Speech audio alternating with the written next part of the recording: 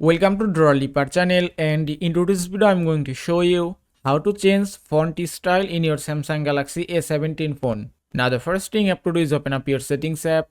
Now from here scroll down a bit, then go to display option. After that scroll down again, then go to font size and style. That's it. Now from here you can change your font size. Also if you want to change your font style, just tap here. Then you can choose any font style as you like. Also, if you want to download more font style, just tap on download fonts option. Make sure that you have an internet connection.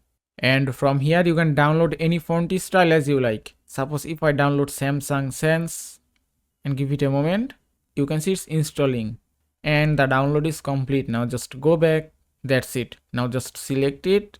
And you can see font style has been changed successfully. And that is how you can change font style in your Samsung Galaxy A17 phone. I hope this video was helpful. If it was, please give it a thumbs up and don't forget to subscribe.